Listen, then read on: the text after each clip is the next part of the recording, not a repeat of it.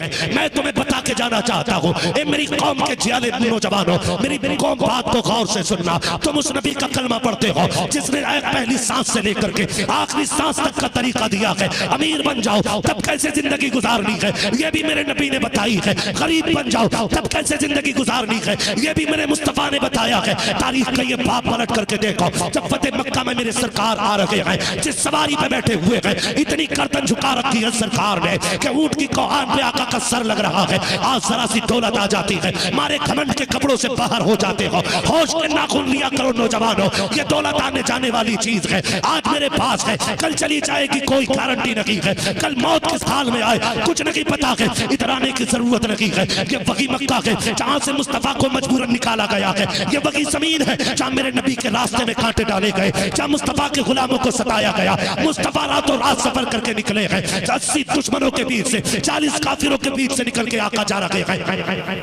गौर करना प्यारे, इतने सख्त दुश्मन थे कि जान के प्यासे हैं, उनसे निकल के जा रहे हैं। लेकिन जब फतह मक्का हो रहा है, वही जमीन है, वही दुश्मन है, वही आका करीम की जात है। आज 10,000 से ज्यादा, तकरीबन 14,000 तलवारें मेरे नबी के साथ चल रही हैं। आज दुश्मन कांप रहा है। लोग कह दिया करते हैं कि मुसलमान काबिज होंगे तो मिटा देंगे सबको। हम कहते हैं हमारी तारीख रखी है, जहां जहां हमने कब्जा किया है बर्बाद नहीं किया है, खुदा की कसम आबाद किया है। सबसे पहले तारीख मक्के की उठा के देखो तो सही। आज 14,000 तलवारें मेरे नबी के साथ आ रही हैं। आका हाकिम भी है, कादिर भी है, आज काबिल भी है, जिसके चाके टुकड़े करते बड़े बड़े कांप रखे थे, सरदारों के माथे पे पसीना था। सब ये सोच रहे थे आज मार दिए जाएंगे, लेकिन जब मेरे नबी की जबान खुली है, फरमान जारी होता है। आका कहते हैं बताओ तो सही, तुमने मेरे गुलामों के पैरों में रस्सियां बांधी, चटाई में लपेट करके धूनी लगाई गई, उनके जिस्मों पे कोड़े मारे गए, मेरे बिलाल का जिस्म जलाया गया। बताओ तो सही आज क्या उम्मीद करते हो? तो उन्होंने कहा था आप करीम इब्ने करीम है। उम्मीद ये है कि करीम कभी करम के सिवा कुछ नहीं करता, लेकिन सब कांप रहे थे। आका कहते जाओ आज मोहम्मद ने तुम सबको आजाद कर डाला है। सुभान अल्लाह, सुभान अल्लाह, सुभान अल्लाह, जिंदाबाद। आज मोहम्मद नारे तकबीर, अल्लाहु अकबर, अल्लाहु अकबर, जिंदाबाद जिंदाबाद जिंदाबाद या रसूल सल्लल्लाहु अलैहि वसल्लम। ऐसे सारे लोगों या रसूल अल्लाह। आप अमीर हो जाओ तो मेरे नबी ने वो भी दिखाया, वो भी दिखाया और ऐलान किया, ऐलान किया। आका करीम ने नाम ले लेके कहा जो फलां के घर में चला जाए उसको भी अमान है, जो फलां के घर में चला जाए उसको भी अमान है। जानते हो, सुने जरा, आज ना कहते हैं वक्त आने दे कभी हमारा भी दौर आएगा, बोलते हैं ना। हाँ, आज बच्चे छोटे मेरे तो लड़के जवान होने थे, दौड़ा दौड़ा के ना मारा तो नाम नहीं मेरा। ये अक्सर हम बोलते हैं हमारा भी वक्त आएगा, देख लेंगे इसे। सब्र भी कर रहा तो ये क्या क्या कर रहा, कल बच्चे जवान होंगे तो पटक लेंगे। और फिर कह रहे हम तो अल्लाह के फैसलों पर राजी। तू राजी कब है भाई? तू तो कह रहा जब आगा टाइम देखा जाएगा। नहीं, जब टाइम आएगा ना तो जो तूने किया है हम तुझसे बेहतर करके दिखाएंगे। कभी दुश्मन को मार के नहीं जीता जा सकता, दुश्मन को बचा के जीता जाता है। आप ये तारीख पढ़े ना अपने इस्लाम की, पढ़े। आज कहते देख लूंगा कल टाइम आगा, और जब टाइम आ जाता है ना बच्चे जवान हो जाते हैं तो गाली भी बकता और कहता वो बच्चे छोटे थे अब घेर घेर के मारो। ये इंसानियत है। मेरे नबी बैठे, जिसे माफी चाहिए कहते से आबा जो अमान मांग लेते दो, जो माफी चाहे माफ कर दो। जानते हो सारे माफी के चक्कर में एक बंदा ना सर पे चादर डाल के हुजूर की बारगाह में आके बैठ गया। उसने कहा महबूब क्या मैं भी माफ हो जाऊंगा? मुझे भी बख्श दिया जाएगा, मुझे भी बख्श दिया जाएगा। मेरे नबी ने कहा चेहरा तो दिखा। उसने कहा चेहरा बाद में दिखाऊंगा, पहले वादा करो क्या मेरा खून माफ होगा कि नहीं। महबूब कहते हैं जा हमने तुझे माफ किया। इतना कहा और जब उसने अपने चेहरे से चादर हटाई ना, हुजूर की नबुव्वत वाली आंखों से आंसू टप टप गिरने लगे। आका कौन है ये, कौन है ये? मेरे नबी ने फरमाया ये वो है जिसने मेरी बेटी के भाला मारा था।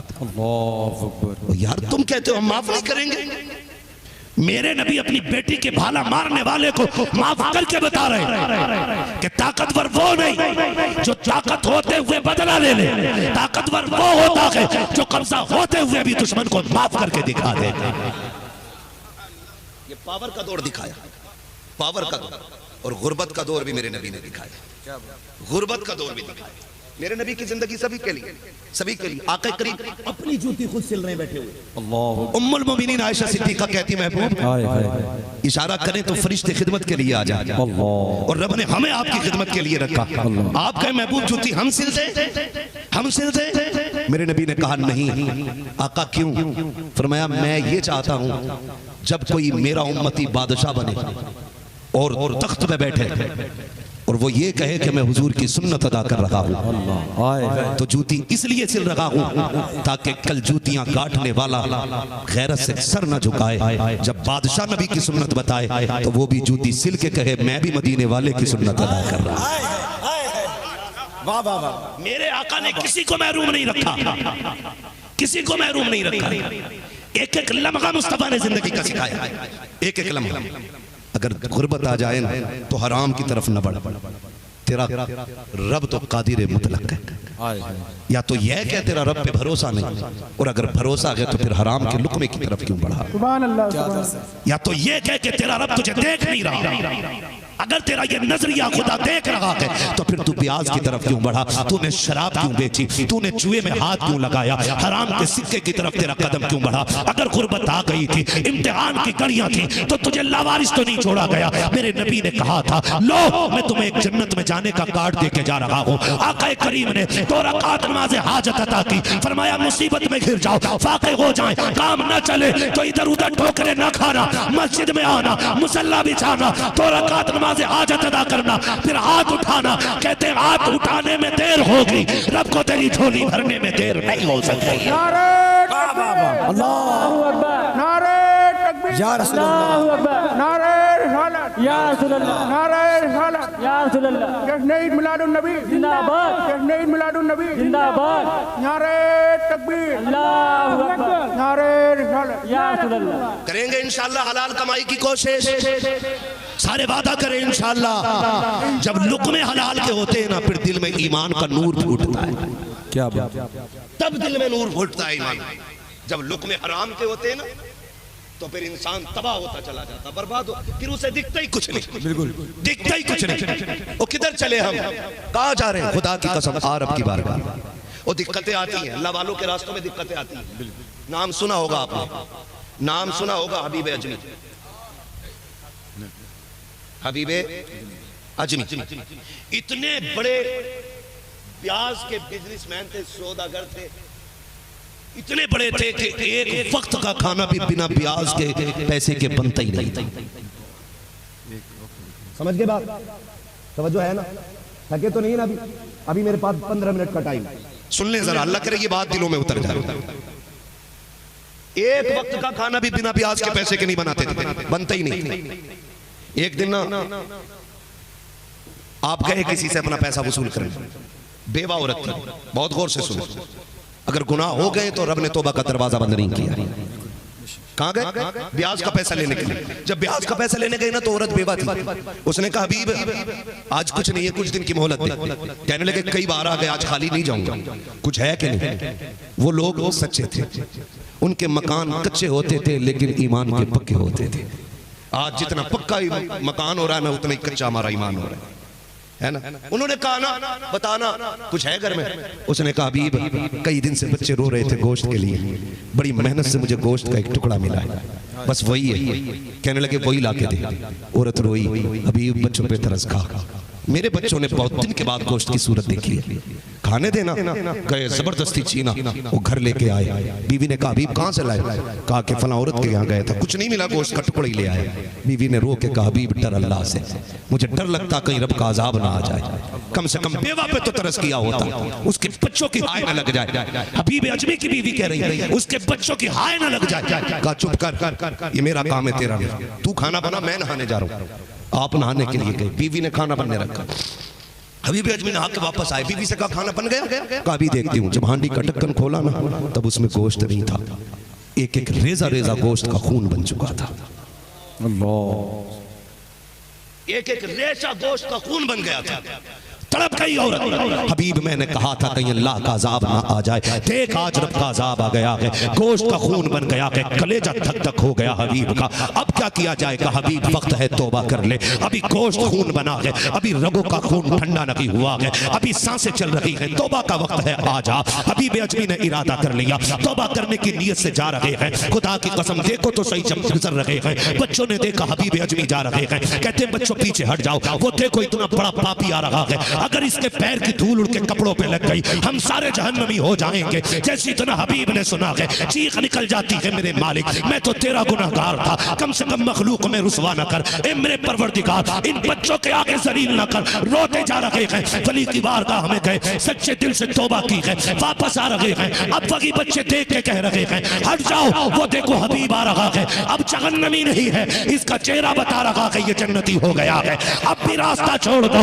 एक ने कहा क्यों, कहा पहले इसलिए रास्ते से हटे थे कहीं इसकी खाक हम पे न पड़ जाए, अब इसलिए हट रखे हैं कहीं हमारी खाक इस पे न पड़ जाए। अल्लाह अकबर। हबीब घर आए हैं, अब अल्लाह की तस्बीह में लग जाते हैं, कई दिन के फाके हो गए। एक दिन बीवी ने कहा था मेरे सरताज देखो तो सही, अब क्या करना है, अब कोई रोजी घर में नहीं है, बच्चों के फाके देखे नहीं जाते हैं, हबीब कुछ तो करो ताकि बच्चों को लुक़मे मिल सके। हबीब कहते हैं मेरी शरीक हयात है, मेरी सौजा, क्या कर सकता हूँ मैं, मेरा बिजनेस का काम था, आज तक कोई काम करने की आदत नहीं पड़ी। कहती मंडी चले जाओ, कितना तो कर लाओगे, कम से कम बच्चियों का पेट भर जाए। हबीब कहते हैं ठीक है कल मंडी जाऊंगा। अगले दिन बीवी ने थैला लिया, शोहर के हाथ में दिया, कहा जाओ मेरे सरताज शाम को आना तो इसमें राशन लेके आ जाना। अल्लाह अकबर। हबीब चले गए, जैसे बगल में थैला दबाया है, मंडी की तरफ जा रहे हैं। बीवी हो तो ऐसी होनी चाहिए, आवाज दे के कहती हबीब इया कबल हराम, खबरदार खाली आ जाना, आज भी हराम का लुकमा नहीं लेके आना है। हबीब अजमी ने रोते हुए बीवी को देखा, चल दिए मंडी की तरफ। मंडी में आके खड़े हो गए हैं, लेकिन साहिब अब तो दौर चालाक लोगों का है, होशियार लोगों का है, अब तो बड़े बड़े अक्लमंद लोग पैदा हो रहे हैं, कोई किसी की मदद करने तैयार नहीं है। हम तो मंडी भी जाते हैं तो ताकतवर मजदूर लेके आते हैं ताकि 100 रुपए ले, 120 की ईंटें उठा के डाले, 200 रुपए ले, 400 का काम करे। और तुम्हें खुदा का वास्ता हमेशा जीत जाना जीत नहीं होती है, कभी हार जाना भी जीत होती है। हमेशा फायदे के सौदे कभी कामयाब नहीं होते हैं, कभी घाटे के सौदे कर लिया करो। खुदा की कसम जब तुम रब की रजा के लिए घाटे का सौदा करोगे, मदीने वाला भी राजी हो जाएगा, काबे वाला भी राजी हो जाएगा। अल्लाहु अकबर। या रसूल अल्लाह जिंदाबाद जिंदाबाद जिंदाबाद सलामत रहो। जिंदाबाद। यार अल्लाहु अकबर। या रसूल अल्लाह। तवज्जो है ना सारे लोगों को। अल्लाह आपको सलामत रखे मेरे भाई। सुने जरा, मंडी भी जाते हैं ना तो हम तो ताकतवर बंदा ढूंढते हैं, देखते भाई कितनी ईंट उठा लेगा, मसाला कितना, गड्ढा कितने खोद लेगा, कमजोर को कोई लाते ही नहीं। और यार कभी रब की रजा के लिए कभी कमजोर को भी लाया कर। क्या बात है, क्या दर्द। मंडी में जाके खड़े हो गए, मंडी में जाके खड़े हो गए, मंडी में सुने बहुत, मंडी में जाके खड़े हुए, सबने देखो सफेद बाल है, ये क्या काम करेगा, छोड़ दिया, छोड़ दिया। जब आधा दिन चढ़ने लगा ना, और जब देखा कोई लेके जाने तैयार नहीं, खुद आप कहने लगे यार मुझे ले चलो, अल्लाह मुझे ले चलो, आधे पैसे दे दे, मुझे ले चलो काम, आधे पैसे ले लेना। खुदा की कसम बच्चों की भूख बाप को कहां ले आती है।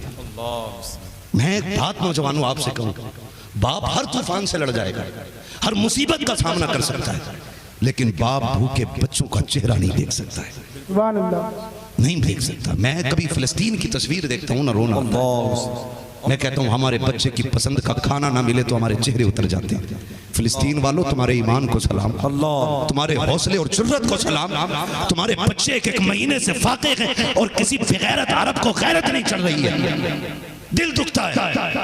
और उनके खलेरे मुसेरे भाई भारत में चीख के कहते अरब वालों को बुरा मत कहो, सऊदिया वालों को बुरा मत कहो। गैरत नहीं आती है जब तुम्हारे सऊदी खालू अय्याशी में डूबे होते हैं, फिलिस्तीन के बच्चे पानी को तरसते हैं, तुम सऊदिया के अंदर शराब फ्री बांट रहे हो, तुम्हें गैरत क्यों नहीं आती है? फिलिस्तीन में मुस्तफा जाने रहमत की उम्मत की शहजादियां एक वक्त के पानी को तरस रही हैं और तुम अय्याशी के पानी में डूबे हुए हो। किसकी हिमायत की बात करते हो? खुदा की कसम तुम्हारे आगे के खाने कुत्ते तक न खाएं, वो देख नबी की उम्मत की भूखी शहजादियां रोटी के लिए तड़प रही है, तुम किसे अपना कह रहे हो? और यार अगर गैरत होती मुस्तफा वाले होते।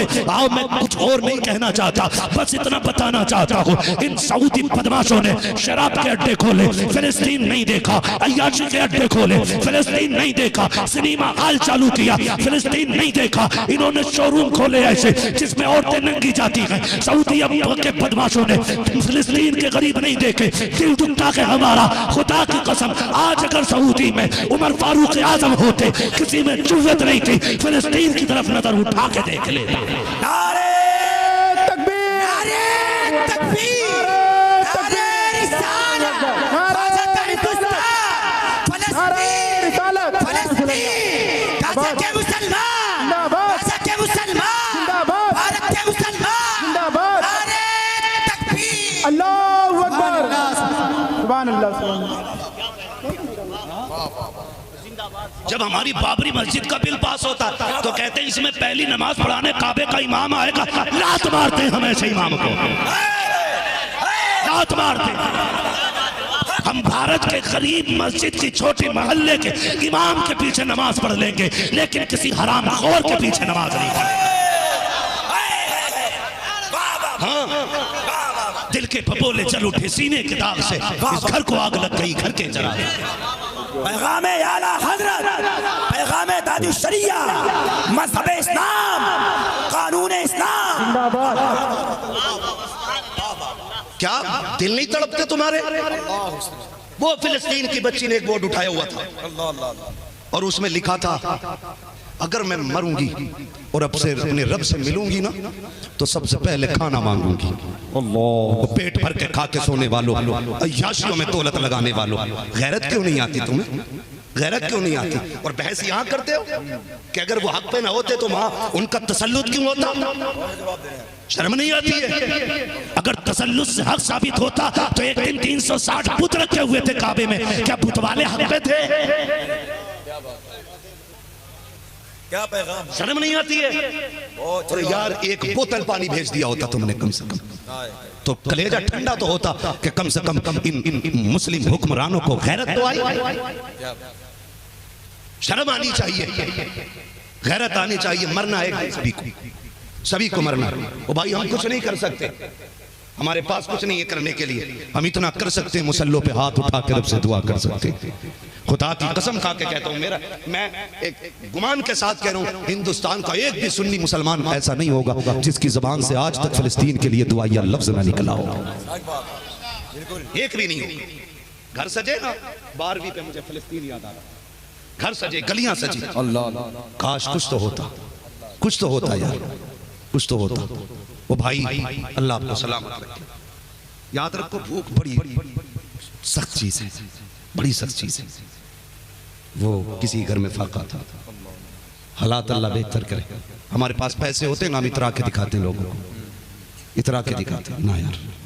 अल्लाह तुम्हें अच्छा खिलाए ना तो कभी पड़ोस में भी झांक के देखो, अगर उसके आंगन से चूल्हा ना धुआं ना उठे ना तो समझ ले इसके घर ताज़ा खाना नहीं बना है, ताज़ा खाना नहीं बना है। जा बैठक पे बैठने के बहाने से जा, अंदाज़ा हो जाता है। चेहरे उतरे लगे ना तो हाथ पकड़ कर कहना यार आज मेरा जी चाहता है तू मेरे साथ खाना खा ले। उसे ला और अपने दस्तरखान पे बैठा और बैठाने के बाद फिर हुजूर की सुन्नत अदा कर। खुदा की कसम फिर देख तेरे एक एक लुक़मे में अल्लाह तेरे लिए जन्नत के रास्ते कितने आसान फरमा दे। जिंदाबाद, नारे तकबीर, नारे रिसालत, अल्लाहु अकबर, नारे तकबीर, अल्लाहु अकबर, नारे रिसालत, या रसूल अल्लाह, नारे रिसालत, या रसूल अल्लाह। बैठे ऐसे भाई आगे बैठे, ठीक है। माशाअल्लाह आप देख रहे हैं मद्दाह खैरुल अनाम, नाशिर मसलक आला हजरत, शायर मसलक आला हजरत हज़रत असद इकबाल कलकत्तवी साहिब क़िबला दामाज़िल्लाहुल की आमद हो चुकी है माशाअल्लाह। जो ऑपरेशन मैं घंटों में करता हूँ ना, वो ऑपरेशन असद भाई मिनटों में कर देते हैं, है ना। हमारी घंटों की बातें ये मिनटों में लपेट के ना छुट्टी कर देते हैं। अल्लाह असद भाई की उम्र में बेपनाह बरकतें अता फरमाए और यूं ही मसला के आला हजरत की खिदमत करने की अल्लाह तौफीक अता फरमाए। असद भाई के आने का मतलब है कि मेरे जाने का वक्त आ गया है। रिजवान भाई भी आए माशाअल्लाह। अभी नहीं, अल्लाह आपका सलाम। असद भाई सुनने के लिए आए। तो जो है ना सारे लोगों को, तो भूख बड़ी चीज, वो किसी घर में फाका हुआ, कई दिन की फाका कशी के बाद इत्तेफाक से ना वालिद का इंतकाल हुआ। जब वालिद का इंतकाल हुआ ना, तो फिर मोहल्ले वालों ने भाती की रोटी होती है ना जो मैयत के घर जाती है ना, उसको क्या बोलते हैं इधर, मैयत की रोटी समझे ना, मैयत की रोटी भेजी। घर वालों ने उस दिन पेट भर के खाना खाया। फिर कई दिन के बाद बच्चे ने फिर कहा, अम्मी अब हमारे घर में मैयत कब होगी। माँ ने कहा, बेटी बात क्या है।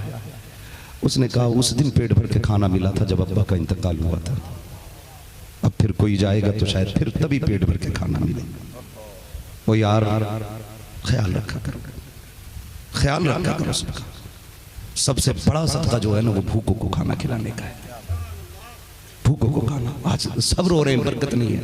बरकत तो थी और है, हम हासिल नहीं कर पा रहे, दिलों में जगह नहीं रह गई। क्या दौर नहीं बदल गए।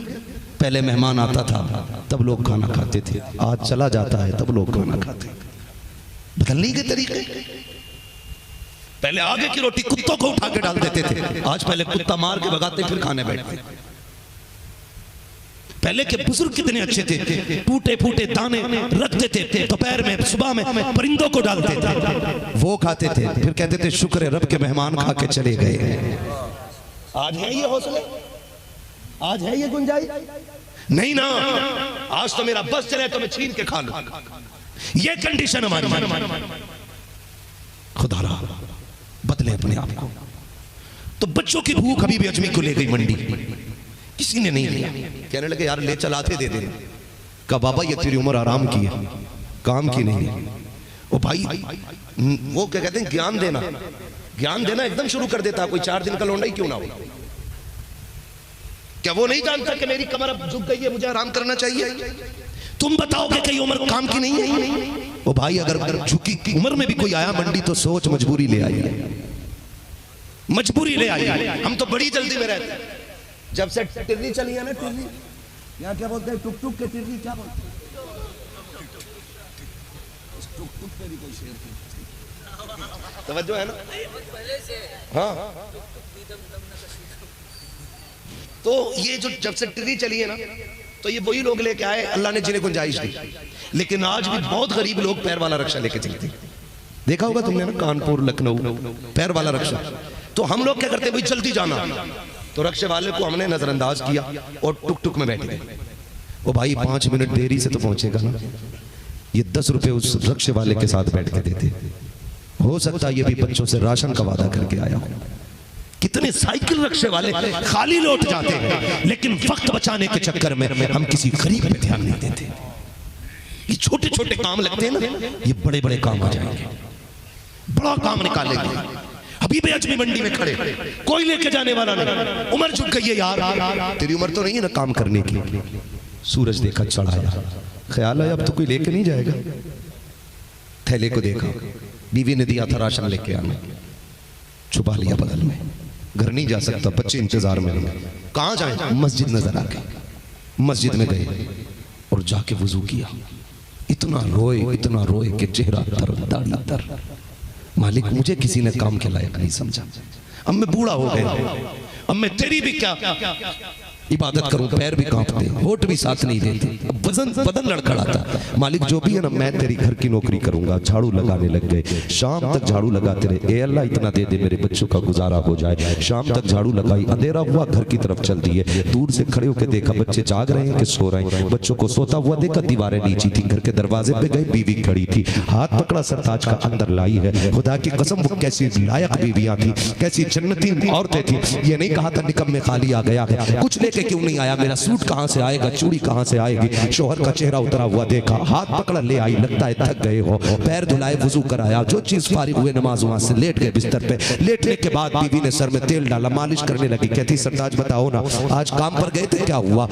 बीवी में गया था ना काम पे, कहा कुछ लेके नहीं आए? कहा काम तो किया है लेकिन मिला कुछ नहीं। कहा क्यों नहीं मिला? कहा मैंने, मालिक ने मुझे दिया नहीं, मैंने उससे मांगा नहीं। कहा कि फिर मांग लेते, बता देते ना कि मेरे बच्चे भूखे हैं। कहते मेरा मालिक इतना बड़ा है, उससे एक दिन की नौकरी मांगते हुए गैरत आ रही थी। बीवी ये कहती कोई बात नहीं है, कल जाओगे? कहा हाँ कल फिर जाऊंगा। कहा फिर कल मांग लेना। कहते हिम्मत करूंगा। आए फिर मस्जिद में आकर के झाड़ू लगाई, सफाई की है, सजदे कर रहे हैं। शाम तक फिर इबादत में रहे। शाम को जाने का वक्त हुआ है, फिर उठाया थैला, फिर बगल में दबाया, वापस आ जा रहे हैं। फिर घर के दरवाजे पर फिर बीवी ने इस्तकबाल किया, खाली हाथ आए। कहते शरीक हयात बता तो सही, बच्चे क्या खा के सो गए हैं? कहती मेरे सरताज, हमारे घर में अगर से रिस्क नहीं, दाना नहीं था, कोई चावल आटा नहीं था, लेकिन रब की दी हुई नेमत पानी तो मौजूद था। मैंने बच्चों को बिस्मिल्लाह पढ़ के पानी पिलाया, बच्चे पी के सो गए हैं। कहती मेरे सरताज आज क्या हुआ? कहा आज भी मांगने की हिम्मत नहीं हुई, अभी 2 दिन से हुए हैं। अगले दिन बीवी जब रुखसत करने आई है, कहती मेरे सरताज अगर तुम्हारी हिम्मत नहीं हो रही है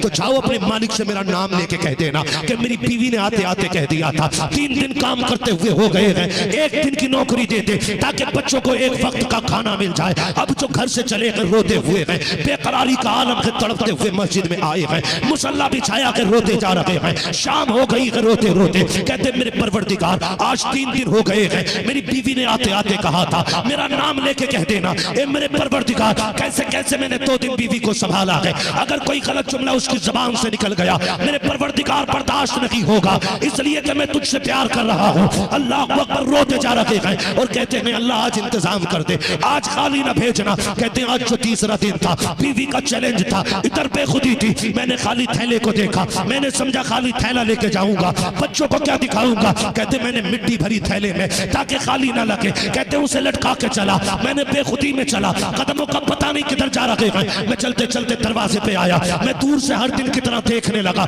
मैं क्या देखता हूँ, मेरे घर के चूल्हे से धुएं उठ रहे हैं। मैंने आंखें मसल के देखा ये घर मेरा है कि किसी और का है। जब देखा तो घर मेरा ही था, मैंने करीब जाकर देखा तो खाने की खुशबू आ रही थी। फिर मैंने सोचा बेखुदी में किसी और के घर तो नहीं आ गया, मेरे घर खाने का क्या काम। कहते मैं दरवाजे पे गया, बीवी दरवाजे पे खड़ी थी, मैंने दरवाजे पे दस्तक दी, हर दिन की तरह दरवाजा खोला, उसने फिर हाथ पकड़ा है और देख के मुस्कुराने लग जाती है। मैंने कहा बात क्या है? उसने कहा तो देखो। कहा जब मैं घर में गया 1 नहीं 2 चूल्हे चल रहे हैं, तरह तरह के पकवान बन रहे हैं। मैंने कहा शरीक हयात बता तो सकी ये किधर से आ गया है? उसने कहा तुम्हारा मालिक बड़ा अच्छा है। कहा क्या हुआ? कि जिसके यहाँ नौकरी करते हो ये सब उसी ने भेज दिया है। कहा सिर्फ यही नहीं है, जरा अंदर तो चले। जब अंदर जाके देखते हैं नेमतों के ढेर लगे हुए हैं। कहते हैं किसने भेजा है? कहा तुम्हारे मालिक ने। समझ जाते हैं, कहते हैं बता तो सकी सिर्फ खाने के लिए भेजा है या कोई पैगाम भी भेजा है? बीवी कहती जो आया था एक बात कह के गया है। कहा कौन सी बात? कहा उसने ये कहा था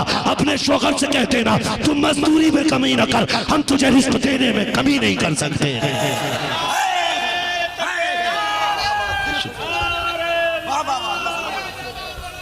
शुक्रिया, जज़ाकल्लाह।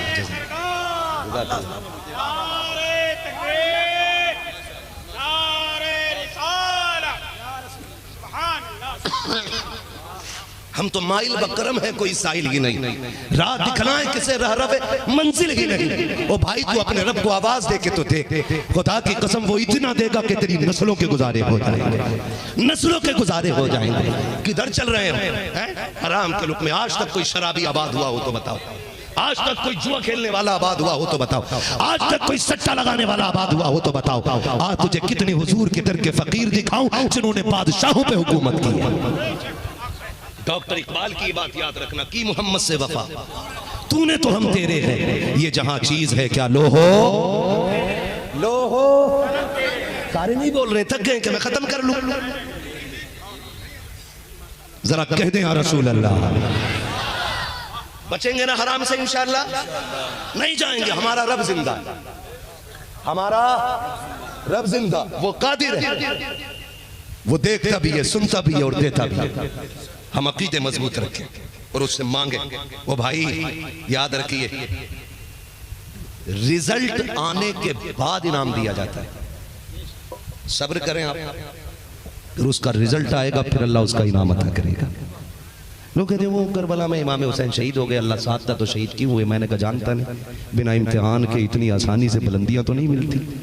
हुसैन पे इम्तिहान आया करबला में, उन्होंने सब्र करके दिखाया, आखिरी सांस तक रब का शुक्र अदा किया, और फिर जो रब ने इनाम दिया ना, खुदा की कसम क़यामत तक यही नारे लगेंगे, तेरी नस्ल पाक में है, तू है ऐने नूर तेरा सब घराना नूर का। तो मुश्किलें आती हैं, आए किसी पे नेक रास्ता इख्तियार करने के बाद मुश्किल, तो हिम्मत नहीं तोड़नी। मुश्किलें आती इसलिए ताकि बंदे को रब के करीब करें। उलझने आती हैं, कितने लोग पीछे पड़े रहते हैं। हाँ, तो क्या हमने स्टेज छोड़ा? असद भाई ने ये लाइन छोड़ी, जिसका जो ची में आया पका, लेकिन फर्क क्यों नहीं? कोई फर्क नहीं पड़ा। हम तो यही कहते रहे, एक तरफ आदाए थी, एक तरफ है हाशिदी, बंदा है तन्हा शाह, तुम पे करोड़ों दुरूद। हमारा तो यही शेर है, कोई फिक्र नहीं। अल्लाह से मानो, दुख हो रब को मना, वो देता है। हजरत अब्दुल्ला चले, याद है ना बात? याद है ना?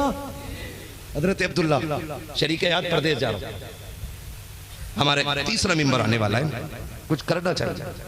बीवी ने कहा सरताज जा रहे हैं, कब आओगे? का दिल थोड़ा न करे, साथ आएंगे, जिंदगी भर मोहब्बत से रहेंगे, तुम्हारे हाथ की पक्की रोटी खाएंगे। सारे वादे करके आप गए, लेकिन मशीयत को कुछ और ही मंजूर था। मदीने शरीफ चले गए अपने ननियाल, तबीयत खराब हो गई और आपका इंतकाल हो गया, घर ना। मैं तफसील से इधर नहीं जाना चाहता। हजरत अब्दुल्ला कहीं विसाल हो गया, सैयद आमीना तन्हा रह गए।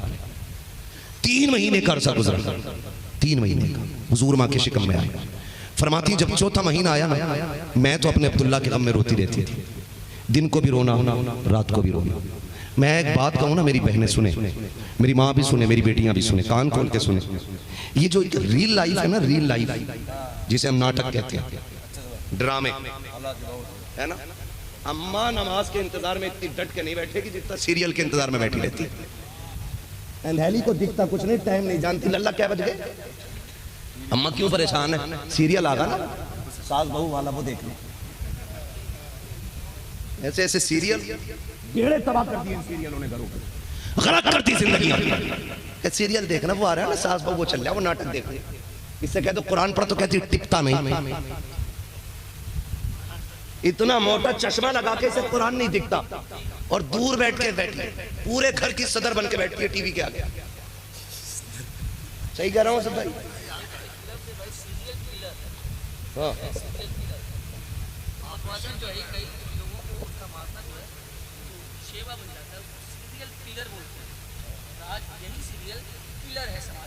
सही बात है, तो जो है ना सारे लोग। तो अम्मा कह रही है कुरान नहीं टिकता, और अपने घर का टीवी खराब है, तो 4-5 नालियां तो बस शौक में कूद जा, पता ही नहीं चलता नाली कूद के आ रही, उड़ के आ रही। तो ये 2-3 घंटे का सीरियल हमें जिंदगी जीना सिखाएगा। मेरी बहन, इन सीरियलों ने ना घर तबाह कर दिया। कैसे? ये जो इसमें वो चला है ना, क्या बोलते हैं यार, हमारे तो अफेयर कहते हैं, क्या कहते हैं, रिफर, कुछ भी कहते हैं कि बॉयफ्रेंड, फ्रेंड। इस लफ्ज़े फ्रेंड ने बेड़ा गर्क कर दिया। गांव का कोई भी आ रहा है, बहू कह रही है मेरा फ्रेंड था, घर के घर तबाह हो गए। और जब शौहर नाराज, तो फिर झोली फैला के कह रही है अल्लाह करे लौट के ना आवे, तू मर जा, तू लौट के ना, तेरी शिकल नहीं देखना चाहती, तेरी सूरत से नफरत है। ए मेरी बहन देख, मेरे हाथ जुड़े हैं, तुम्हें खुदा का वास्ता बाप ने नहीं सिखाया तो मैं बता के जा रहा हूँ, अपने शोहर की हमेशा इज्जत करना, इसकी कदर करना। जब ये घर से निकला करे, इसकी कभी बद्दुआ न करना। तू नहीं जानती है, तू जिसकी मौत की दुआ मांग रही है, जिसके लिए ये कह रही है मर जाए ट्रक के नीचे दबके, तेरी लाश आए, जिस दिन ये सफेद कफन पहन के घर से चला जाएगा, उस दिन कोई तुझे इज्जत से देखने वाला नसीब नहीं होगा, कोई तुझे 2 रोटी देने वाला नहीं मिलेगा, कोई कोई तुझे माशरे में इज्जत देने वाला नहीं मिलेगा। तू नहीं जानती है खुदा की कसम, हमने बड़े बड़ों के नशे उतरते देखे हैं। हमारी कौम में इतने दज्जाल और दयूस लोग हैं, उस वक्त तक बेवाओं को कपड़े नहीं देते जब तक कपड़े नहीं उतरवा लेते हैं, यतीमों को टुकड़े नहीं देते जब तक उनसे गुलामी नहीं करा लेते हैं। अपने शोहर की जिंदगी की भीख मांगना, जब ये घर से जाया करे इसके लिए बदुआ न कर, चोली फैला रब से कह या अल्लाह मैंने इसे तेरे करम के हवाले किया है। तू इतना कह दे खुदा की कसम मौत भी जुदा नहीं करेगी जब तक ये वापस तुझसे मिल नहीं जाएगा। बदलो मेरी बहनों रवैये, नाटक के चक्कर में मत पड़ना। रियल लाइफ और रियल लाइफ में बड़ा फर्क होता है। हाँ बहुत बड़ा फर्क होता है। और 3 घंटे की जिंदगी तुम्हें 60 साल तजर्बा नहीं देगी। 60 साल जिंदगी के लिए 63 साल जिंदगी को पढ़ना जरूरी है। 63 साल जिंदगी पढ़नी पड़ेगी तब तुम्हें जाकर के 60 साल का सलीका आएगा।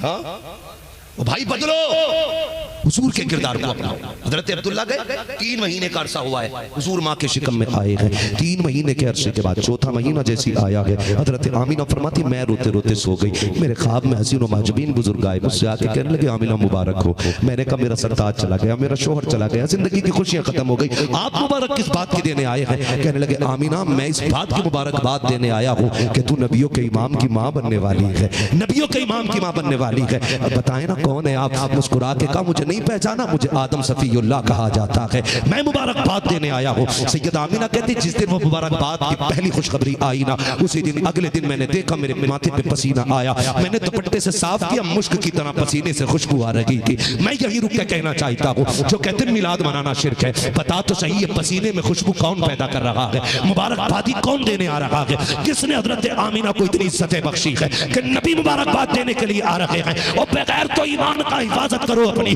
कम से कम आखिरत के बारे में सोचो। तुम कहते हो मिलाद बनाना शिर्क है, अरे मिलाद कहते किसे है? उनकी जुल्फों की बातें, उनके चेहरे की बातें, उनकी निगाहों की बातें, उनके वजूद की बातें, उनके चलने की बातें, उनके बैठने की बातें, उनके आने की बातें, उनके जाने की बातें, ये मिलाद है। ये बातें पहले भी होती रही है, बाद में भी होती रही है। अगर आने से पहले तज़किरे जायज है तो आने के बाद मेरे नबी की बातें जायज क्यों नहीं हो सकती? सोचे तो सही है। कह रहा ये फला जगह का इमाम है, इसके पास सबसे बड़ी सनत है शिरक की, ये फला जगह का इमाम है, इसके पास सबसे बड़ी सनत है बिद्दत की। मैं कहता हूँ बिला वजह में 18 साल मदरसे की रोटी खराब की बगैर जो इश्क़ नबी छोड़ के पढ़ते हैं बुखारी, आता है बुखार उनको नहीं आती बुखारी है। 12 साल पढ़ के आके अब भी कह रहा शिरक है। हाँ गैरत करें, शर्म आनी चाहिए। हजरत आमीना क्या कहती है? माथे से पसीना, पसीने में मुश्क की खुशबू। कहती मैं छुपाना चाहती थी उसे, जब मैं छुपाने लगी ना तो मैंने सोचा धो लूं, जब मैंने उसको धुलाना तो कहती दुपट्टा तो दुपट्टा जो पानी गिर रहा था उससे भी मुश्क की खुशबू आ रही थी। देख तेरा मेरा नबी है कौन? सैयदा आमीना कहती उससे भी खुशबू आ रही है। ये बात बरेली की नहीं कर रहा हूं मैं, पहले सुन लेना, ये नबी की अम्मी की बात बता रहा। बरेली वालों की बात भी करूंगा, बर्दाश्त हो तो करेंगे इंशाल्लाह, और हम तो करेंगे ही ना, क्योंकि बरेली वाले हम हैं और बरेली वाले हमारे हैं। तवज्जो है ना? नबी की अम्मी कहती है उसमें खुशबू। और दौर इतना खतरनाक था, आज से भी ज्यादा। बेवा तो बेवा औरत का कोई वजूद नहीं था। मेरी बहन गुजारिश है, दुपट्टा सर से उतरने लगे ना तो मगरिबी तहजीब को मत सोचना, मदीने वाले की कुर्बानियां याद रखना। तू तो पैर की जूती समझी जाती थी, तुझे तो जीने का हक भी नहीं देता था ये जमाना। तुझे तो माँ अगर बेवा हो तो बेटे रखेल बना लेते थे, बेच देते थे बाजार में। बेटियां जिंदा काट दी जाती थी, दफन कर दी जाती थी, कोट कोट के मार दी जाती थी। आज जो तू घर की जीनत बनी है ना तो मगरिबी तहजीब की बदौलत नहीं, आमीना के लाल की बदौलत बनी है। हुजूर के सदक़े में सांसें मिली है, आक़ा करीम के वजूद का सदका है जो तू जिंदा है। मेरी बहन मेरी बेटी तेरे सर से दुपट्टा नहीं उतरना चाहिए। सैयदा आमीना कहती है मुश्किल दौर था, और प्लस में हम हो गए बेवा, और बेवा को मनहूस समझा जाता था।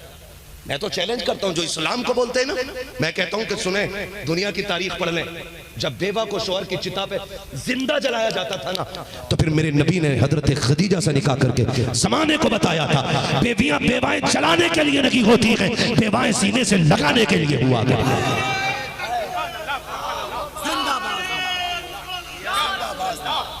तवज्जो है ना सारे लोगों की। चलूं आगे भी, असद भाई को भी सुनना, वक्त तो काफी तेजी से बढ़ता जा रहा है, जरा बोले सुभान अल्लाह। तो वो कहती मुश्किल दौर था, और फिर अरब का दस्तूर बड़ा खतरनाक। कहती हमारे खानदान का दस्तूर ये था जब किसी का शौहर इंतकाल कर जाए, औरत को 1 साल तक खुशबू नहीं लगानी है, 1 साल तक अपने शौहर का सोग मनाना था।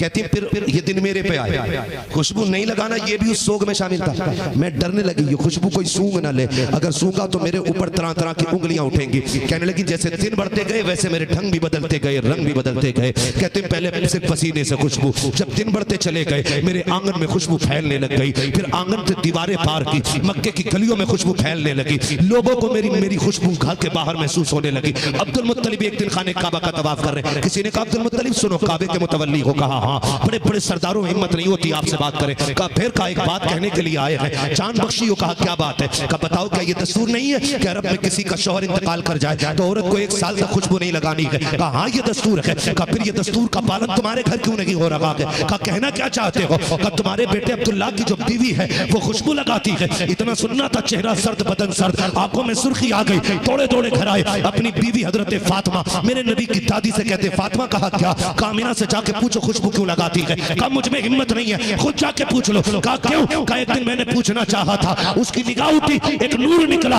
उस नूर की वजह से बेहोश होकर गिर गई थी। मुझ में ताकत नहीं है मैं आमिना से जबान लड़ा सकूं, जाओ जाके खुद पता करो। अब जरा गौर से सुनना प्यारे। हजरत अब्दुल मुत्तलिब कहते अच्छा चलो तो सही, मेरी बात कराओ आमिना से। अंदर अब्दुल मुत्तलिब आ रहे हैं, पहले फातिमा मेरे नबी की दादी आती है, आके कहती है आमिना का जी अम्मी बेटी तुम्हारे वालिद आ रहे हैं। खुदा की कसम अदब देखिए, नबियों की इमाम की मां है, कोने में हया से सिमट के खड़ी हो रही है। अब्दुल मुत्तलिब अपने घर में आ रहे हैं, इजाजत लेके आ रहे हैं। जैसे अब्दुल मुत्तलिब आए हैं सैयदा आमिना ने सलाम किया है, अब्दुल मुत्तलिब की नजरें झुकी है, हजरत आमिना की भी नजरें झुकी है। आज बेड़ा खरक हो गया हमारी कौम का। सीरियल देखने के बाद ससुर बहू के गले में हाथ डाल के कहता है ये तो मेरी फ्रेंड लगती है, ये मेरे साथ मेरी प्लेट में खाएगी, आग लगे तेरे रिश्तों को, गैरत क्यों नहीं आती है। ये बहू है फ्रेंड नहीं है, इसे दोस्त की नजर से नहीं, इसे बेटी की नजर से देख। अल्लाह तेरी नस्ल में भी बरकत देगा, तेरी घर में भी बरकत देगा। कि ये बेगैरती नहीं आ गई। आज ससुर कह रहा फ्रेंड है मेरी, मर नहीं जाता तो काबे का मुतवल्ली है, पावर इतनी अब रखा आंखों में आंखें नहीं डाल सकता, ऐसा ताकत वाला। घर में आया बहू के आगे गर्दन झुका के नजरें नीचे, हया के पहरे हैं पलकों पे। सैयदा आमिना भी खड़ी है, अब्बा जी बात क्या है। बेटी इजाजत हो तो पूछो। अब्बा जी कहिए ना क्या हुक्म है।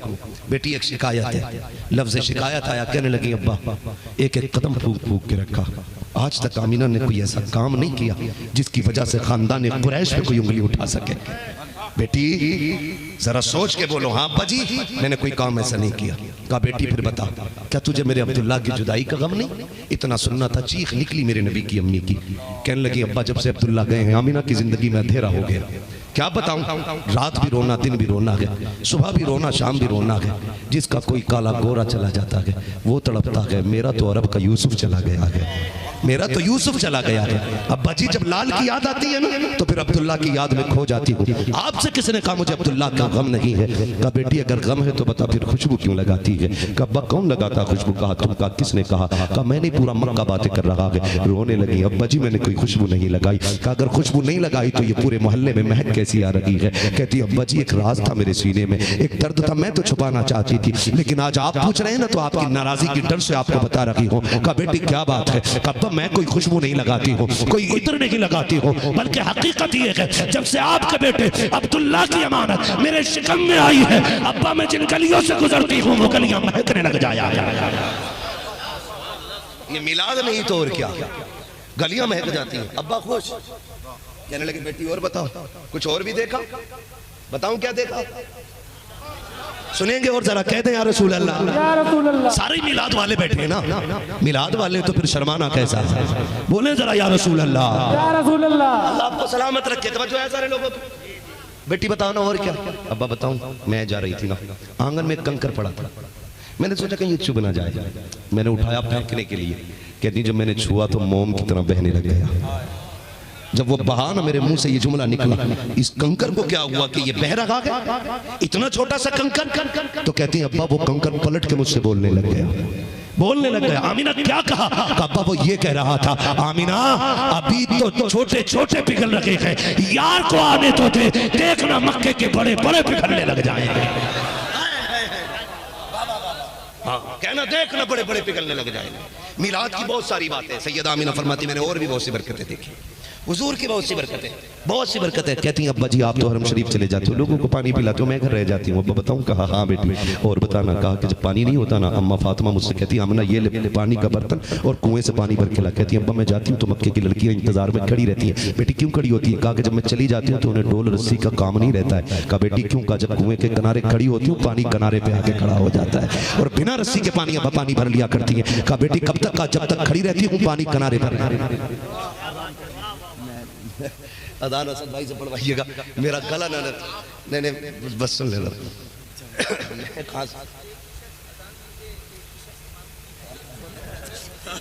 ये शख्स नमाज जनाजा भी पढ़ा है। तवज्जो है ना?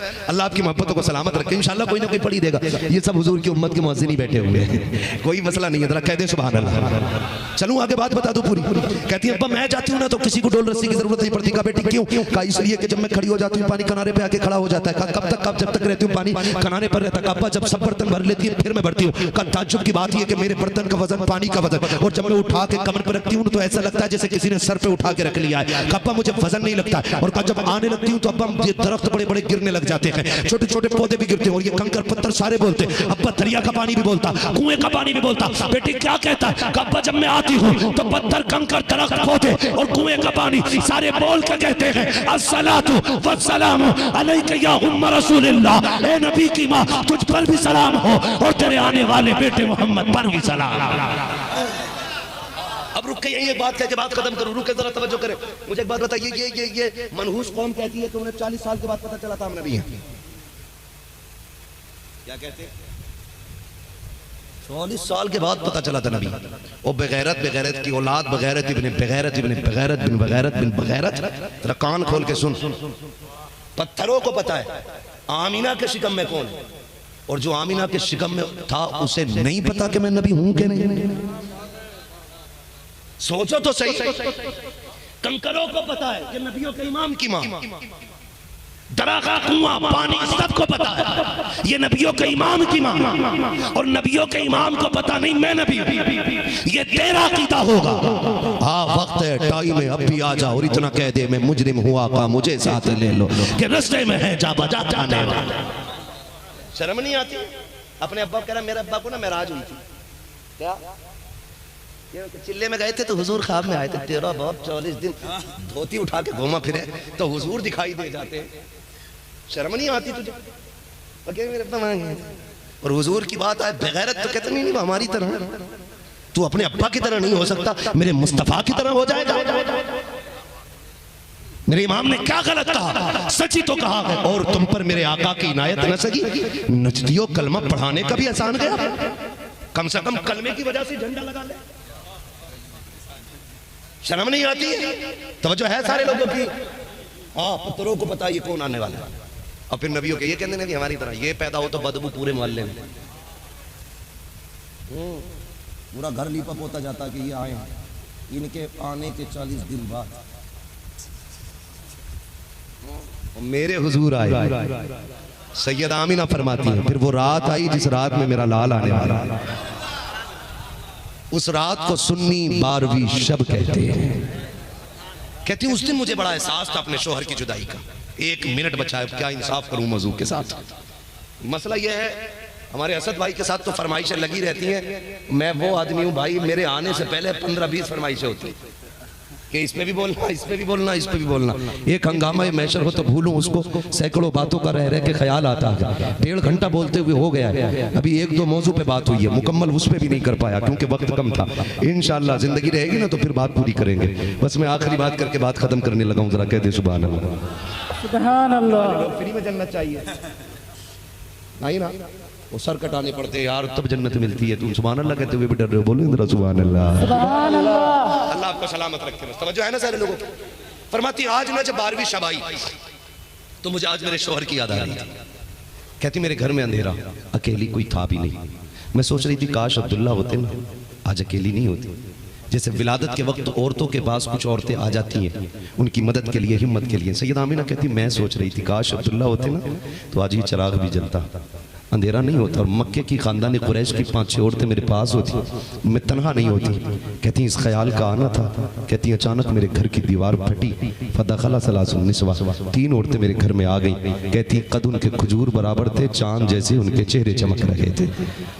कहती मैंने उनको देखा, कहना कौन हो का नहीं पहचाना। कहती उनमें से एक कहती मुझे हव्वा कहा जाता है, दूसरी कहती है कि मुझे मरियम कहा जाता है, तीसरी कहती है कि मुझे इस्माइल की अम्मी हाजरा कहा जाता है। एक रिवायत में चौथी औरत का तस्करा है, चौथी ने कहा मुझे फिरौन की बीवी आसिया कहा जाता है। नबी की अम्मी कहती मैंने पूछा क्यों आई हो, कहा आमिना मुबारकबाद देने आए हैं क्योंकि तू सारे नबियों के इमाम की माँ बनने वाली है। कहती वो मुबारकबादी दे के गई है। अचानक मेरे घर में चांद जैसी रोशनी फैल गई, मैंने मुड़ के सरहाने की तरफ देखा तो मेरे सरहाने में चांद जैसी खातून खड़ी है। मैंने कहा हो कौन, कहा मुझे जन्नती औरतों की हूर, जन्नती हूरों की सरदार कहा जाता है। कहा क्यों आई हो, कहा तेरी आंख में आंसू आया तो रब ने मुझे तेरी दाया बना के भेज दिया है, तेरी खिदमत के लिए आई हो। नबी की अम्मी कहती है मेरी बारगाह में प्याला पेश किया गया पानी का, वो पिया। कहती मेरा घर भी रब ने सजाया, आसमान के तारों से घर सजाया गया। कहती मेरा घर सजा है, और सजने के बाद उसके बाद कहती जब सहर का वक्त आया है फखरज मिन्नी नूर, मेरे जिस्म से नूर निकला। कहती जब मेरा शहजादा जलवागर हो गया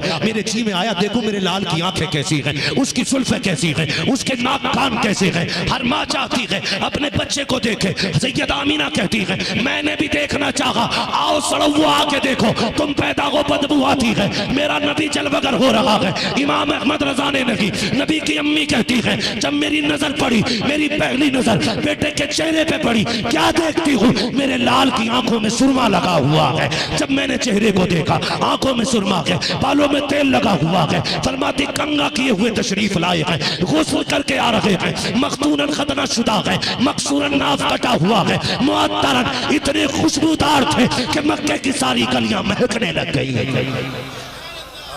अल्लाह अकबर। ये कि मेरी तरह मेरा इमाम कहता उनकी महकने दिल के गुंचे खिला दिए, जिस राह चल दिए गए पूछे बसा दिए। फिर फरमाती आते ही मेरे नबी ने सजदे में सर रख दिया। नबी की अम्मी कहती हैं काना साजिदा, आते ही सजदे में चले गए। और कहती मैंने देखा मेरे लाल के होठ हिल नहीं, देखो क्या कह रहा है। कहती जब कान लगाई तो मेरा लाल कह रहा था रब्बे हबली उम्मती, रब्बे हबली उम्मती। जमील कादरी तड़प गए, कहने लगे रब्बे हबली उम्मती कहते हुए पैदा हुए। रब ने फरमाया कि बख्शा अस्सलातो, और कहते मैं वो सुन्नी हूँ जमील कादरी मरने के बाद मेरा लाशा भी पढ़ेगा अस्सलातो अस्सलातो अस्सलातो वस्सलाम। मेरे हुजूर आए, आते ही सजदे में सर रखा, और जैसी सजदे में आए अल्लाह ने तमाम रूए ज़मीन को पाक फरमा दिया, तमाम रूए ज़मीन को। इधर हुजूर सजदे में, अब्दुल मुत्तलिब कहते हैं उधर काबा झुक गया। मेरा इमाम कहता जिनके सजदे को महराब काबा झुकी, उन भवों की लताफत पे लाखों सलाम।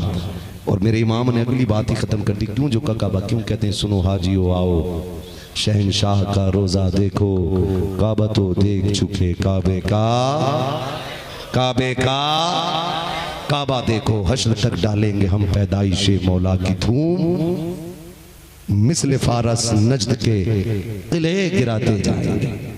क्यों वुसअतें दी हैं खुदा ने दामने महबूब को, जुर्म खुलते जाएंगे आका छुपाते जाएंगे, जुर्म खुलते जाएंगे आका छुपाते जाएंगे। भाई हुजूर का मिलाद मनाते रहना, और हुजूर ने आने के बाद जो पैगामात हमें दिए हैं सब पे पाबंदी से अमल करना है इंशाअल्लाह। मेरे नबी का एहसान देखें, बाप पे मेरे नबी का एहसान, माँ पे मेरे नबी का एहसान, बहन पे मेरे नबी का एहसान, बीवी पे मेरे नबी का एहसान, भाइयों पे मेरे नबी का एहसान, हर रिश्ते से जिसे हम प्यार करते वो सब मेरे हुजूर के सदक़े में मिला गया।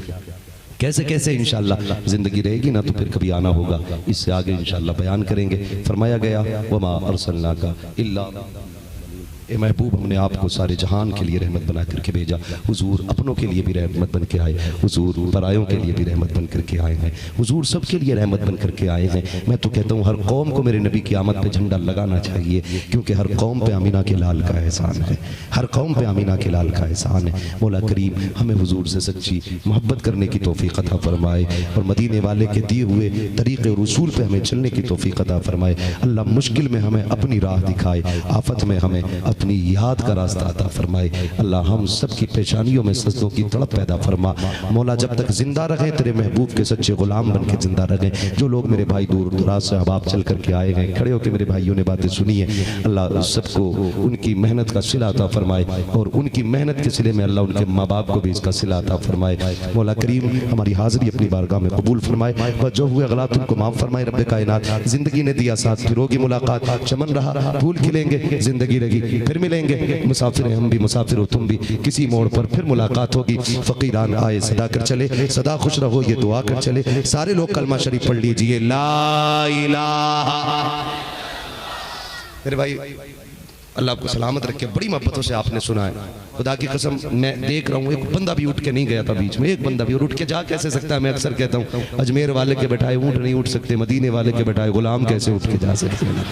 अभी तो भाई असद इकबाल कलकत्तवी साहब को भी सुनना है, माशाल्लाह मज़ा आएगा, सुनेंगे इंशाल्लाह। बहुत अच्छा पढ़ते हैं और जब पढ़ते हैं इनकी आवाज़ का तो जादू होता ही है। और फिर उस पर मसला के आला हज़रत की करम की बरसात आप देखिएगा, माशाल्लाह बहुत अच्छा पढ़ते हैं हमारे असद भाई। अल्लाह आपको सलामत रख के जज़ाए खैर दे इंशाल्लाह। बहुत अच्छा सुना भाई आजम साहब और इनके जुमला अहबाब रुफ़क़ा, अल्लाह सबकी मेहनत कबूल फरमाए। और हमारे हसन भाई, मैं सबके नाम नहीं जानता हूँ, बस मैं जानूँ न जानूँ हुजूर जानते हैं। अल्लाह सबकी मेहनत अपनी बारगाह में कबूल फरमाए। हुजूर के लिए मेहनत की इन बच्चों ने, अल्लाह इन बच्चों को हुजूर की मोहब्बत का सिला अता फरमाए। जोर से मेरे साथ इन उलमा को गवाह बना के कलमा शरीफ पढ़ना, पढ़े जोर से, ला इलाहा इल्लल्लाह मुहम्मदुर रसूलुल्लाह अस्तगफिरुल्लाह रब्बी मिन कुल्ली ज़ंबिन व अतूबु इलैहि व मा अलैना इल्लल बलाग। अस्सलामु अलैकुम व रहमतुल्लाहि।